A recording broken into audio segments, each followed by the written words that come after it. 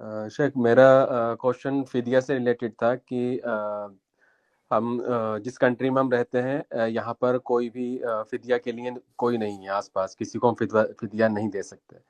अब हम अगर इंडिया में देते हैं तो यहाँ पर अगर बाहर एक टाइम के खाने का अगर हिसाब लगाएं तो बाहर खाना करीब इंडिया के 1,000 का बैठता है।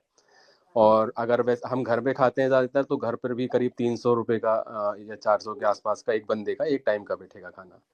तो इंडिया में अगर हमें फिदिया देना है तो हम किस तरह से देंगे? पैसों के हिसाब से देंगे या खुराक के हिसाब से देंगे? किस बहुत तरह से? बहुत आसान तरीका है इसका। मिसाल के तौर पर मिसाल के तौर पर आप अपने घर में क्या खाते हैं? आप अपने घर में गोश्त रोटी खाते हैं या दाल रोटी खाते हैं? जाहिर है कुछ ना कुछ तो खाते होंगे। एवरेज क्या खाते हैं? अगर आप अपने घर में गोश्त रोटी खाते हैं, रोजाना एवरेज आपका गोश्त रोटी है, तो इंडिया में गोश्त रोटी आप खिलाइए। अब वो हो सकता है ब्रिटानिया में गोश्त रोटी की कीमत कुछ और हो, इंडिया में कुछ और हो। आपको कीमत नहीं देखना है। हिंदुस्तान में जितने में गोश्त रोटी मिलती हो, आप उतना पैसा भेज दीजिए किसी को कि फकरा और मसाकीन को खिला दीजिए।